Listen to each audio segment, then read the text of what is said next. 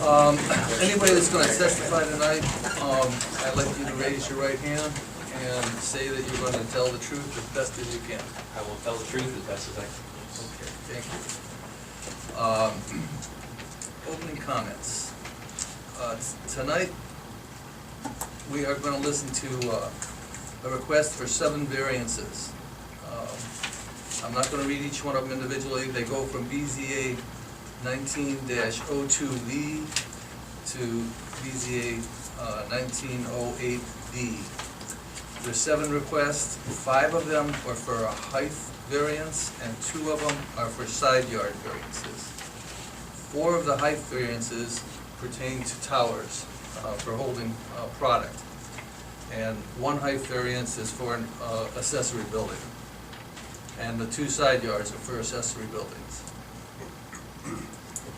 With that, I am going to read what we do here. The BZA is a quasi-judicial body, and as such, its role is similar to a judge in a court case. The board will hear evidence and testimony that is factual and will make decisions based upon the facts which are presented. The rules are set forth in the resolution and the principle of law.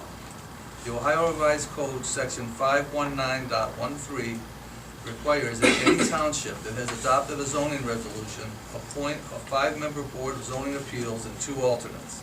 This board is empowered to hear and decide appeals to authorize variances from the terms of the zoning resolution, where the variance will not be in contrary to the public interest and where due to special circumstances, special conditions, a literal enforcement of the resolution will result in an unnecessary hardship.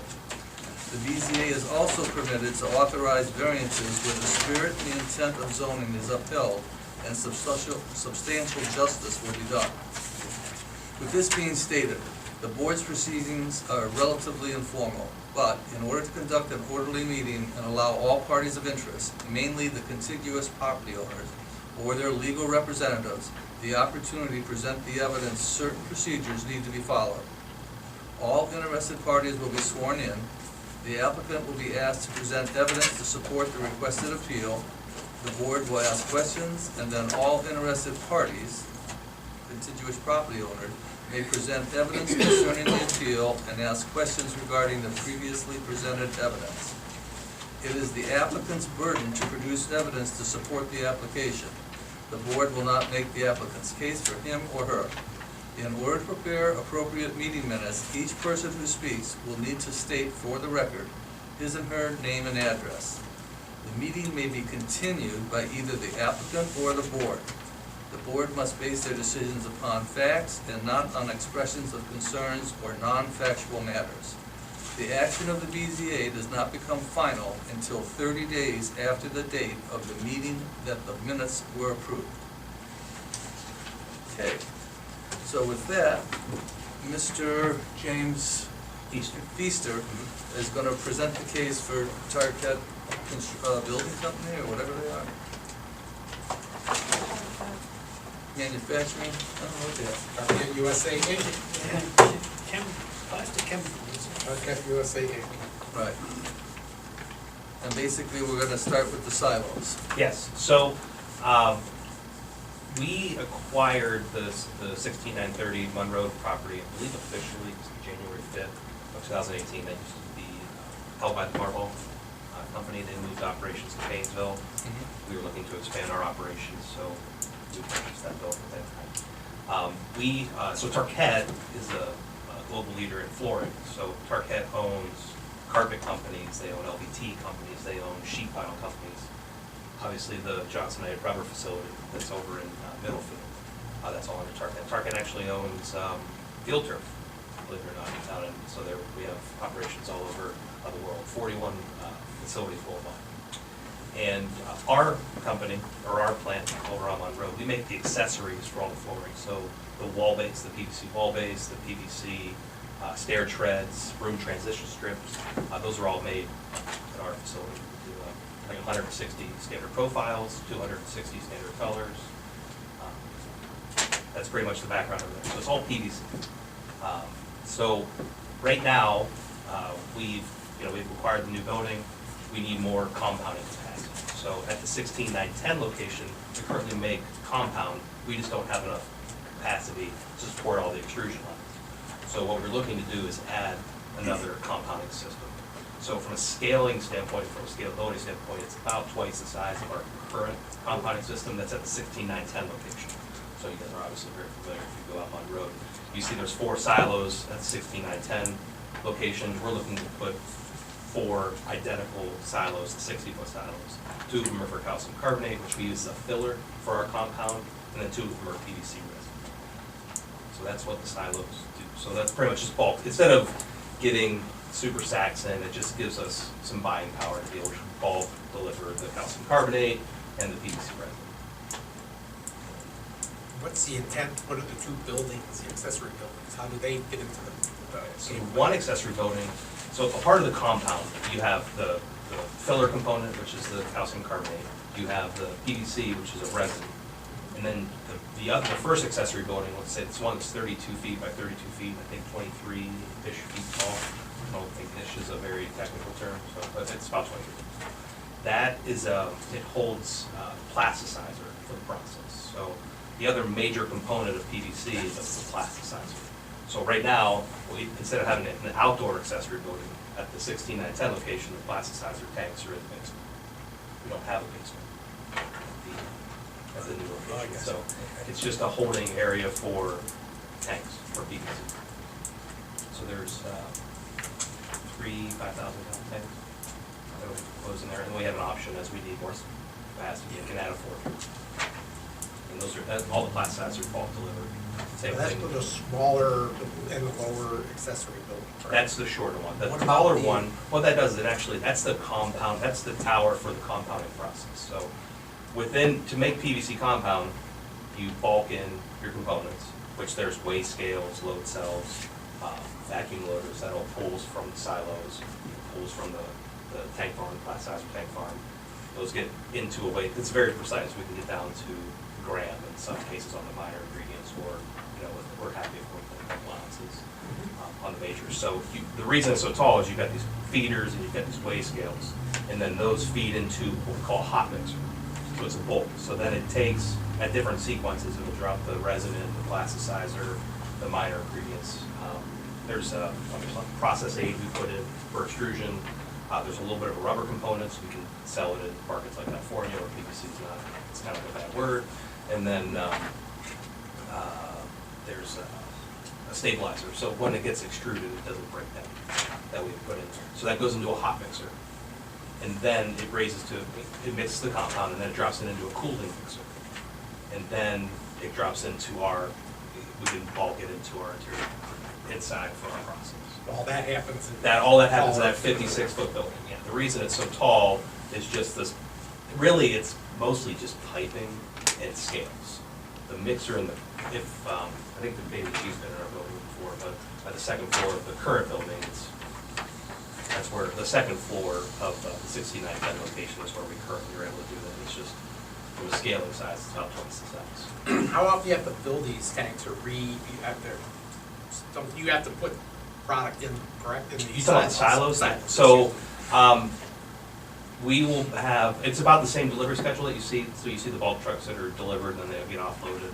It's the same frequency. So it could, whether it's calcium carbonate, it's 1 delivery a day. Oh, really? And then the resin, same thing, 1 delivery a day. Plasticizer, about 1 delivery per day. And then as, the scaling's there, depending on how you run the system, then obviously since you're pulling from the silage, we just need to replenish. But really, it's just kind of a balancing act. And the access road to the south, that really, it seems that these accessory buildings are gonna be built basically right in the middle of the roadway, correct? It's right on the edge. Pretty much. Are they still gonna be able to use that roadway? That's actually how the bulk deliveries come in. I can imagine. Yeah, they're gonna, so from a flow standpoint, the bulk delivery trucks come in, they go around the backside of the building, they offload, and then they pull out. Out that way, they'll still be able to get around the accessory. Oh, absolutely. About 11 feet to the edge of the property. Quite a couple questions I have. With the taller building, presumably there's people that work up there? No, it's unmanned. It's completely automated system. Okay.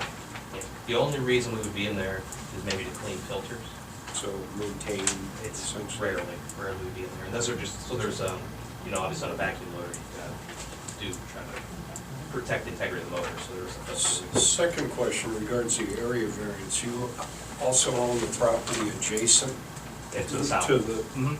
so theoretically, you could combine those two properties and you wouldn't have a necessity. Require a setback in that situation. Pardon? Require a setback. Right. Yeah, I would probably lean more towards Gary on a question like that, but I would say that is a possibility. But you already do own that We property. do. Okay. But that would eliminate the need for those variances if you were to combine those two. For the side yard, either that or move the property line. Whatever, 6.5 dozen. How big is that parcel? I think it's pretty big. I'm not really sure. Yeah, that's the thing. I was looking at Yeah, this map, it's a but good size it's piece not of property. clear. How many trucks does it take to fill one of these silos? Each silo can hold about 120,000 pounds, so it would be about 3 trucks. So it would take 3 trucks to load one. We never let it get that low. So Okay. really, it's just kind of, we play the Oh, okay. The I got flexibility you. I got you. standpoint. All right. It'd be nicer if they. How many do you employ? Understanding Tarquette, right now we have 260 hourly employees. And then we have a salaried staff of about 60. And as we add each extrusion line, it's about 3 additional heads per shift. Now, we run 24/7. We were down 10 days last year. So we run like a 4 on, 4 off, 12 hours on, 12 hours off. That's our shift, so. A 320 then? Uh, Full-time? Yep, plus we're, obviously, we've got, that's not even counting the manpower that'll be associated with this compounding system. So even though the building itself is unmanned, we still have to take the product away, transfer it to shipping, or feed the other extrusion lines. There's other operations. There's quality aspect to it, check the integrity of the material, make sure it passes our quality standards. Yeah, the reason I asked that question, and I'm sure the chief will be asked for his input, but generally a height requirement is set based on the ability for the fire department and other safety services to be able to handle a fire or get people out in the event there was a necessity to do that, so that was the reason I asked. With that said, Chief, what's your Since take? you're talking about the silos, I'll comment on that. Fire department doesn't have a problem with the silos. They're relatively benign as far as operations go. It's very seldom we have an issue that we have to go up there. And the same for the building that's gonna be next to it, the mixer building. That's gonna be sprinkler protected, so I'm not really concerned about having to get up to the roof in that area. So the silos and the height issues aren't an issue for the fire department. I do have some other comments. I apologize for being late. I'm Gary Ellsworth. I'm with County Hall in Griswold.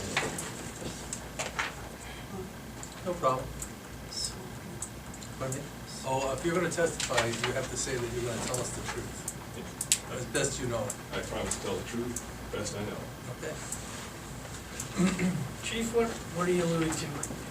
Well, my concerns are, number one is, I know you're gonna be filling those silos. Where are you planning on filling from exactly? It's the same approach that we use like at the north building. So the filler location is right off that service road. So essentially, the bulk truck pulls in, they hook up, there's a vacuum that draws the material and blows it into the silos. Same approach as the north building. The fire department considers that to be a fire access road, Okay. which is covered under 503 and the Ohio Fire Code. And, I would like, it looked to me on the print, correct me if I'm wrong, it looked like right now the variance that they're going for is because of the property line where it's at, but you're planning on extending the property another 56 feet or something? If necessary.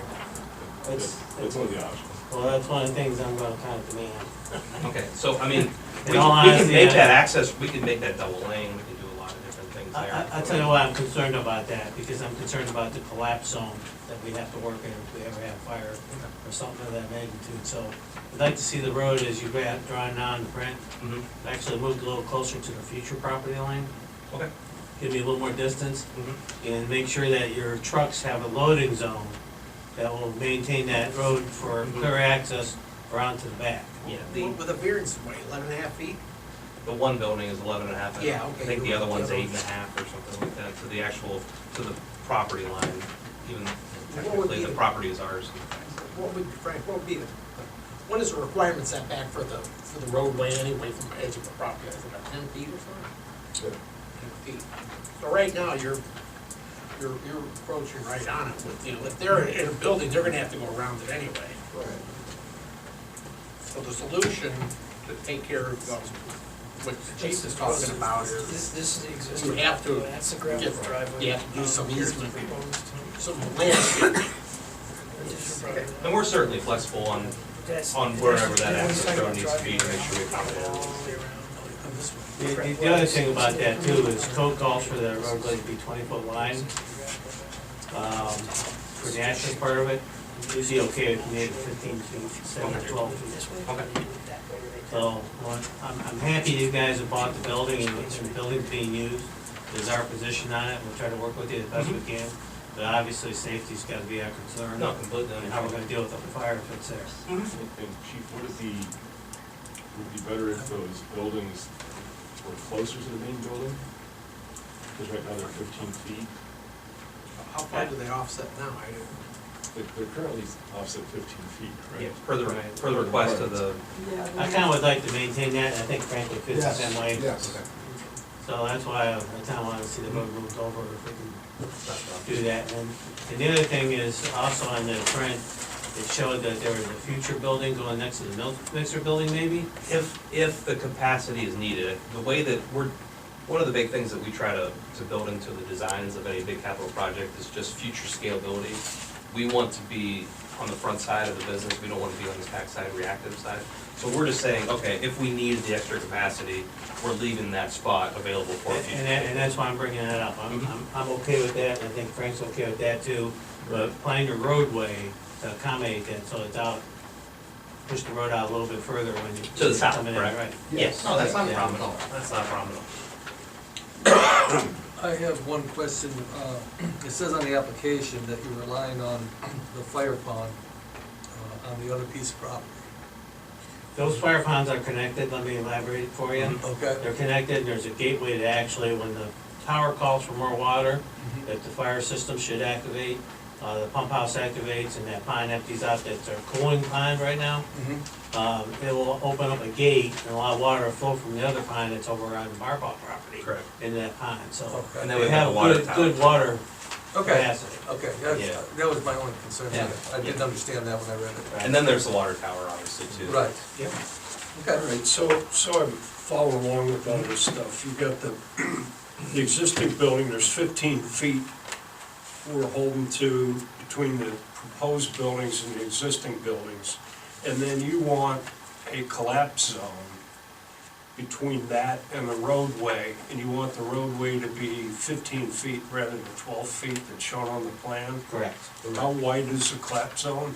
Well, I'd like to move that road over to the south a little more. Right now, it's showing it being about 20 feet out, right, Frank? Yeah. From the building.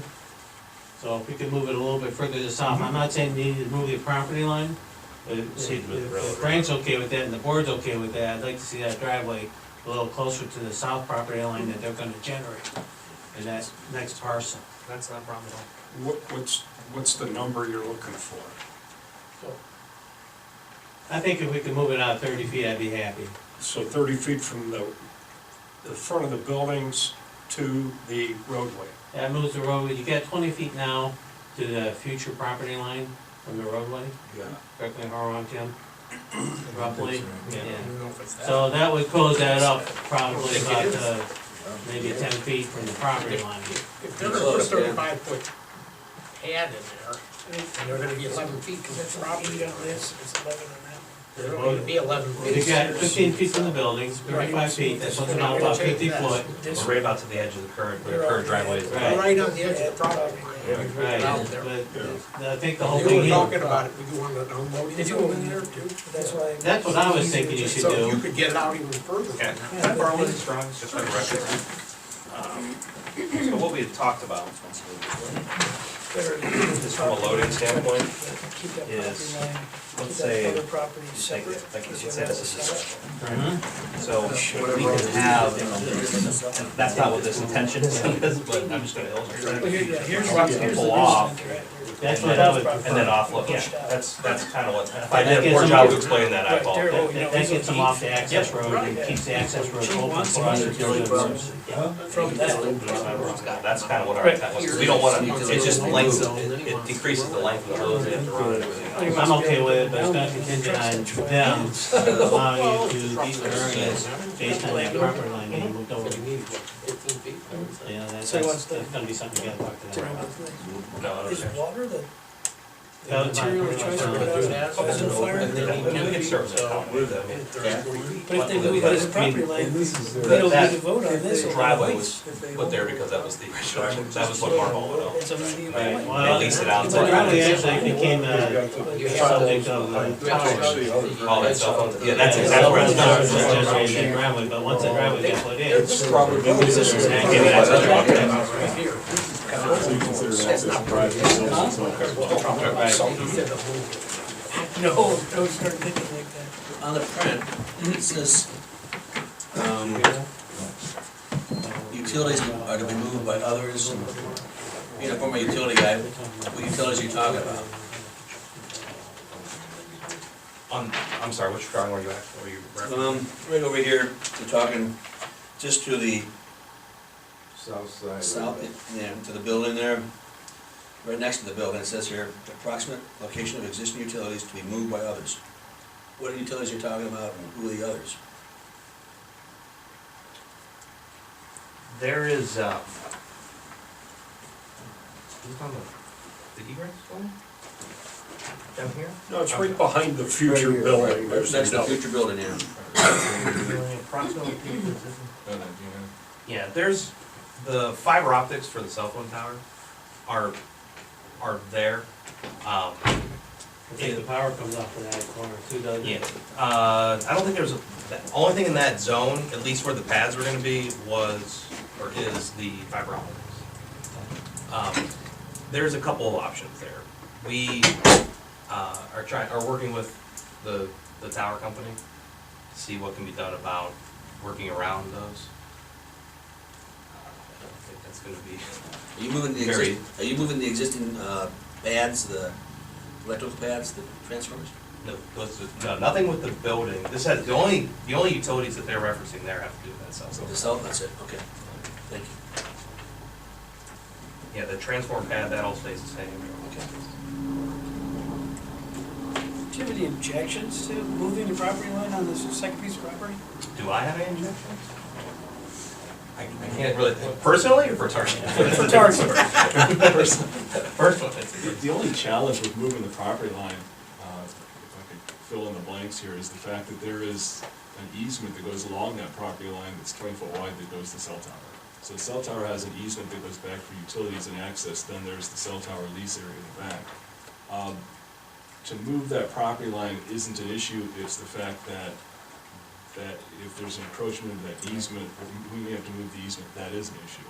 So we'll be dealing with an out-of-town, out-of-state cell tower company to move not only their access easement, but also their fiber optic line. And I guess that's one of our main concerns, is the fact that that fiber optic line, A, they're expensive to move, and B, once they're broken, they're expensive to fix. So, There's heavy fines too.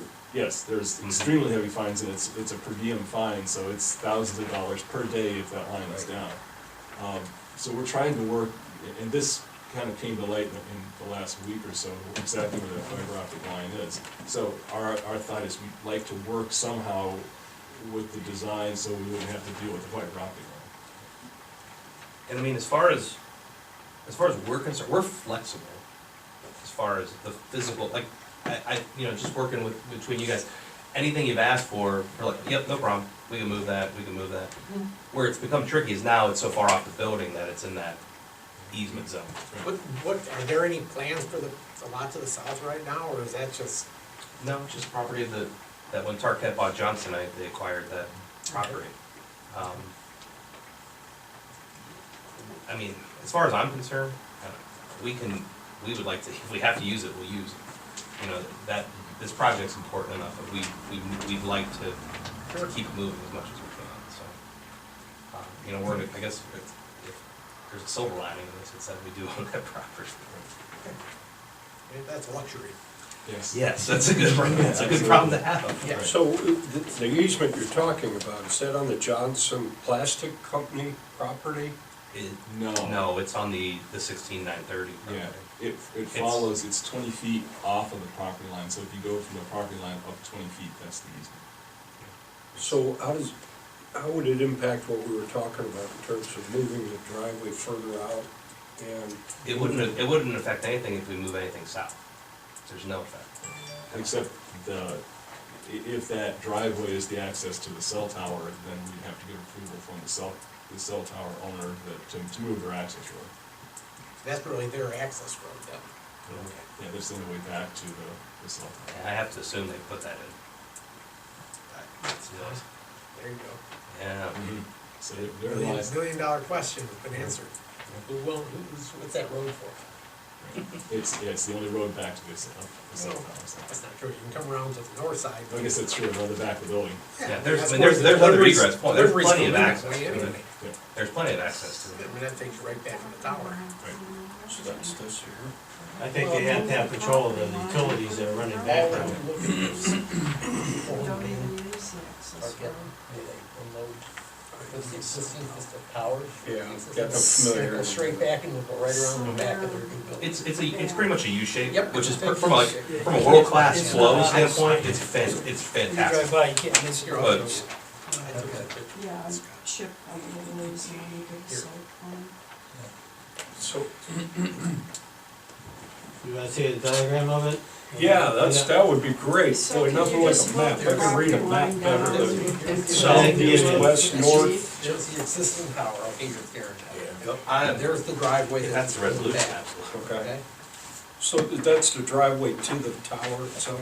Yeah. You go to the second this is the page. easement Yeah, driveway. that- They want to okay. put their two new built right on the south side of the building. Second page is Just the talk real GIS. slow for me. Yeah. It takes me a while. And here, if you come up here, this is looking back at the building, the new equipment would go right up in here, which is right up along Sure. here.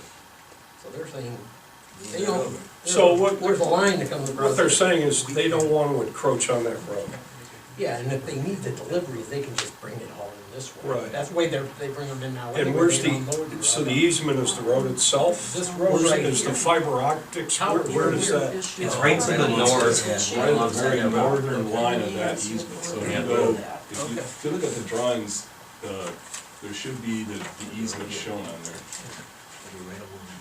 And unfortunately, the line is at the very. And it's northern very part. close to where they're gonna put this. So really, they don't have, you know, and so what if chief wants to move this road over, they Yeah, but they own yeah, they own the property. They own all of it. They The own key is, will the fiber optic company or the tower company allow them to move their road that is Okay. over a little bit? Well, can't they just keep No, I get the it, but easement in how does it place and impact just the put their easement? own road That's in? where, Make it That's up to the simple? fiber. You know, you go on, you encroach on somebody's easement like that, you're gonna have some problems, especially, maybe not, maybe they don't care, who knows, you know, like you said, they're out of town. They're gonna send one guy over there to look at it and say, well, I don't know, and then, is it gonna affect their business? And then also, so the other question would be, it would be where's mine the if I was the fiber utility, optics on this? I would say, what's it worth to you, especially if I'm a small little tower guy? I don't know if this will help, but that's just a Google Earth. And then we overlaid the layout of the drawing, so you can Yeah. see kind of where that driveway lays and where now this is before we had to move the liquid tank 15 feet off, but Where's the fiber optic line that you're? the fiber optic talking- line is right there, It goes right underneath this right building. underneath. So it doesn't matter, really.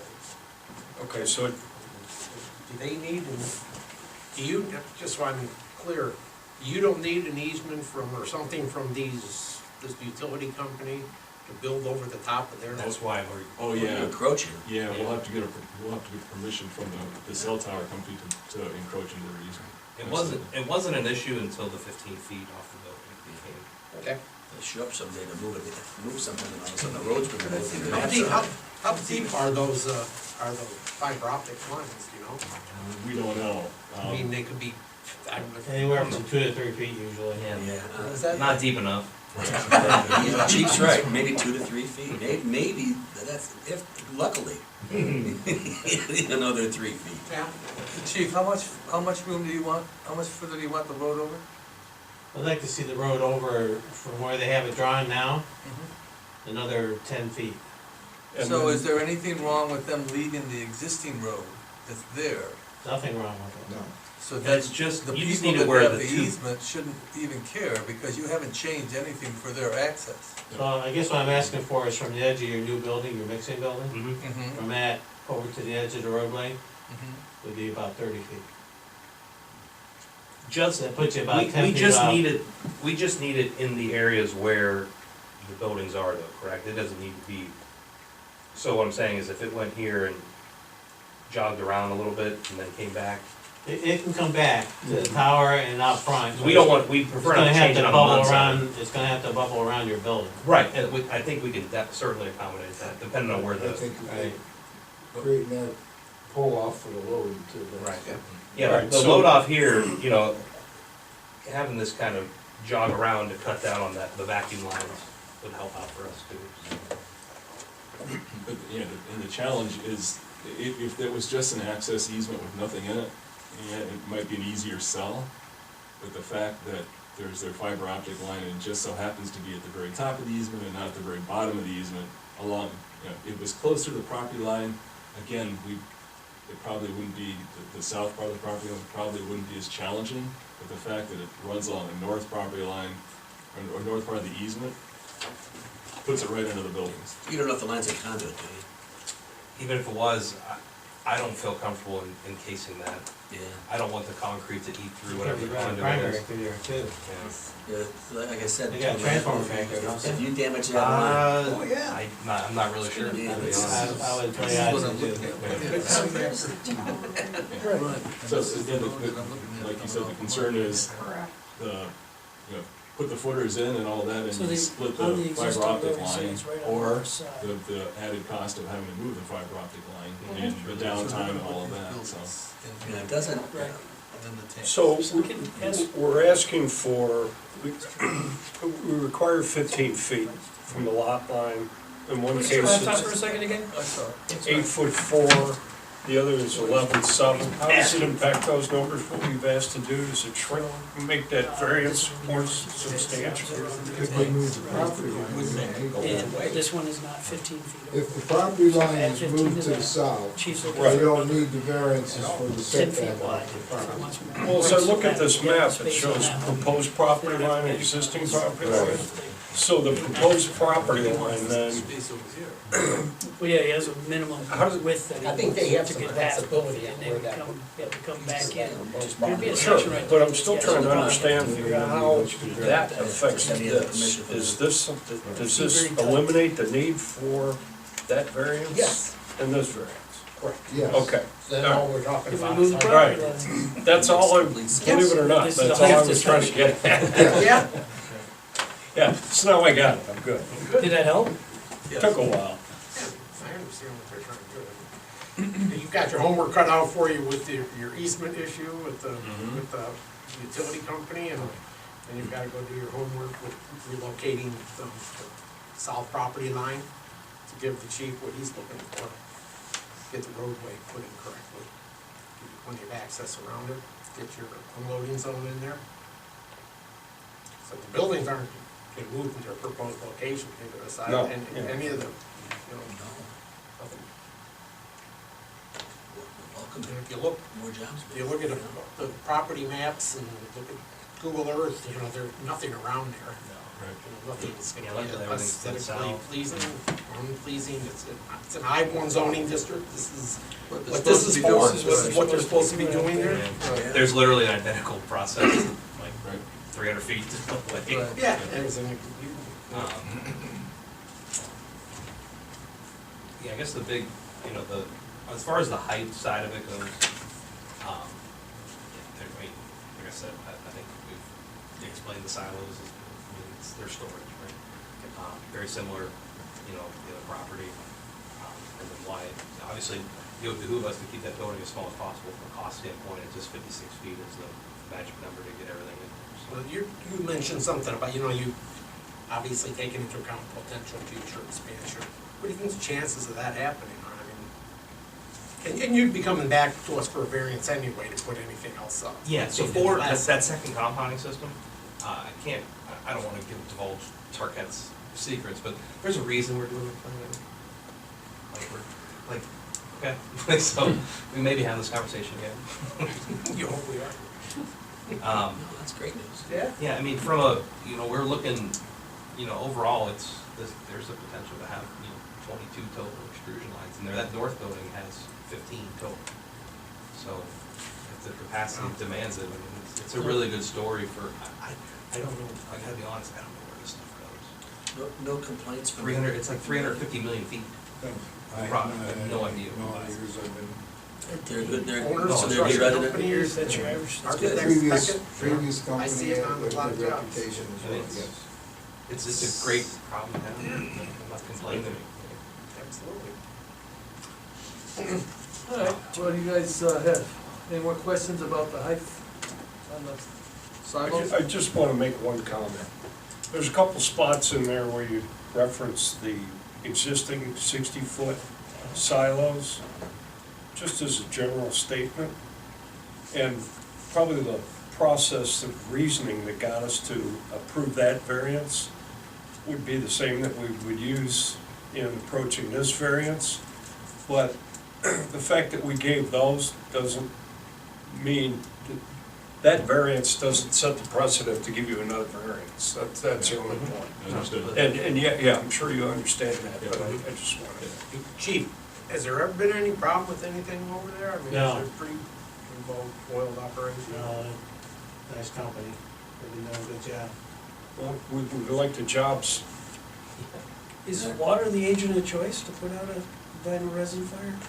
Yes, Okay, for that, just asking. we have capabilities of foam Yeah, so I was also. gonna say, we might have to be invested in some more foam application machinery. The deluge of water is what is gonna be the big issue. They are putting sprinklers in the buildings. Yeah, both of them must be sprinkled.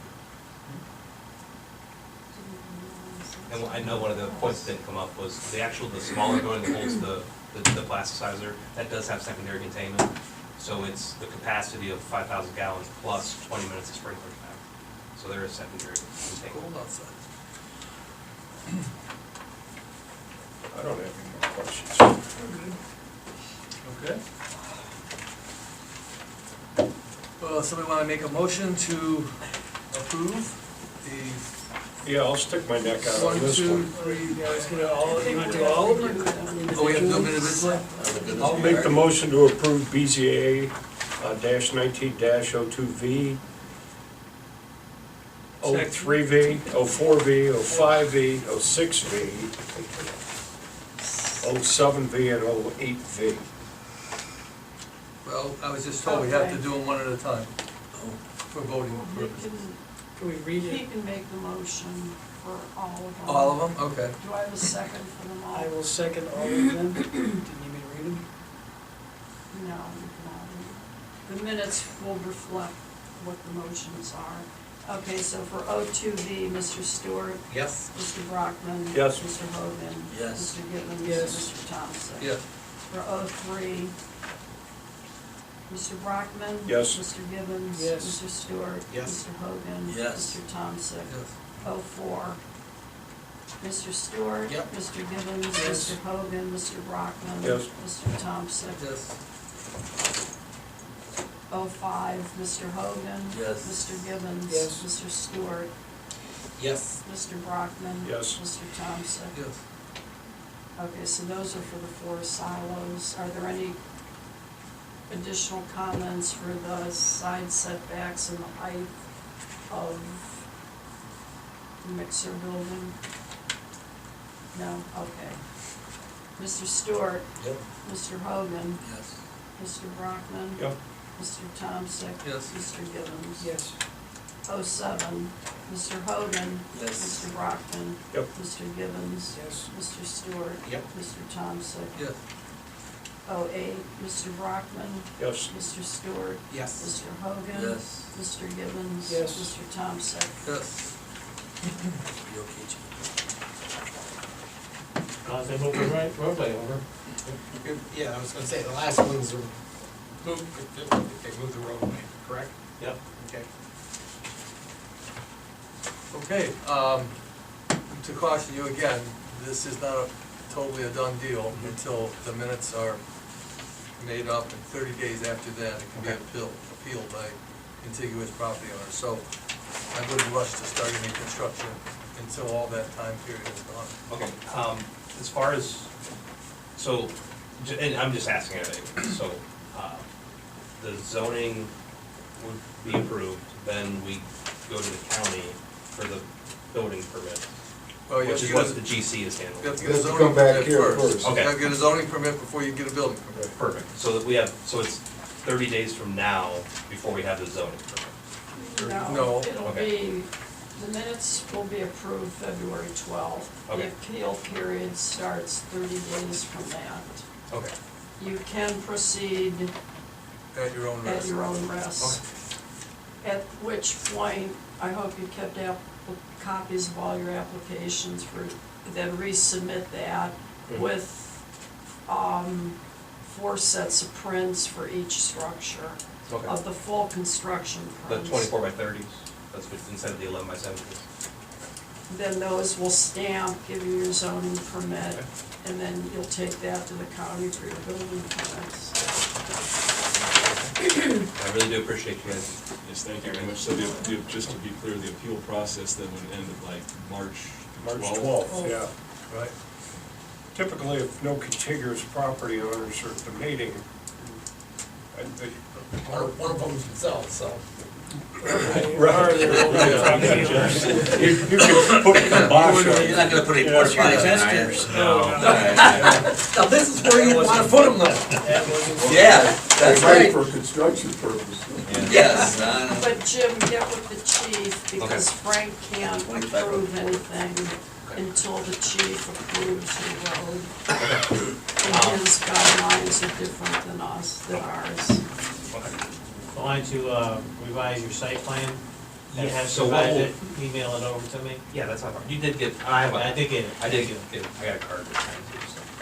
Okay. Well, thank you, everybody. Yeah, we're done with you guys. If you choose to leave, you may. Quick question, you said you guys are on, you have no traditional shifts over there, or everybody's 24, or? It's, so it's, yeah, 3 by 12 hour, 8 and 12 hour then- shifts, yeah. The only, So you do we 4 have, 12s we have and a couple 3 12s? we have, a couple non-continuous that work 9 hours. As far, I'm talking about hourly folks. And then obviously the salary staff. Where do you get your labor pool from? Is it mostly Geauga County or bring them in from out of town? It's, I think we have exhausted Geauga County. There's no bus lines out here. I work for Swagelock, so, Okay. the big question for us is why we're renting our 24s. We try to go away from them as much as we can. Well, I just tried, It's tough to get people to work, it's tough to get people to work full hours. if I recall, Marlboro used to send a bus to Cleveland and bring people here from. We were looking at some alternative recruiting, Yeah. it's hard. Wait till the cheese guy puts another 400 jobs on. Yeah, Yeah, another 400 jobs coming there. Where? Cheese Not factory. cheese Cheese Oh, factory. yeah. Wow. Well, Good problem. forget about the buggy Yeah, bus. these are great, the problem is, like, I think that, not a lot of people want to be manufacturing. Right. I think it's the other problem that we're facing, is just people don't want to do this kind of work. My wife's a special ed teacher at Crestwood, and I just talk to those kids, you guys can make great money. It's just- Right. How affected are you guys by the economy? Um, Obviously, the economy's well, I would presume you're doing well, but during the recession? It was, the biggest thing in flooring that you'll find is lead time, and we have the best lead time in the industry right now, the accessories. So what we're finding is our accessory business is outpacing our flooring business. So our accessories are being used with competitors, carpets, competitors, so we need Wanna be. well, yeah, we need our sales guys to pick up the pace on carpet, and they'll be taking everything else, so. Yeah. We're about, I'm leaving here to go have a meeting, or to join another group of plant managers from all of Target North America that pretty much probably complain about sales guys. You said you're also putting in turf? So Target owns Field Turf, they own, so, Really? now that, believe it or not, even though they're based out of Dalton, Georgia, and they have a facility, I think, in California, there's other ones that they've acquired over time. And we've never been to any other plants. They report directly to France, so I think Oh, that's. really? Yeah, so Target's a French company. It's actually, what I will say this, from a reinvestment standpoint, it's not an equity group that owns us. It's 50% family owned. And then the other 50.1, Wow.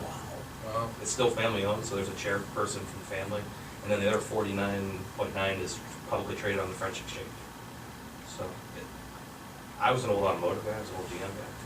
I always got my capital budget just smacked. Whatever I put in, they would just cut it by 70%.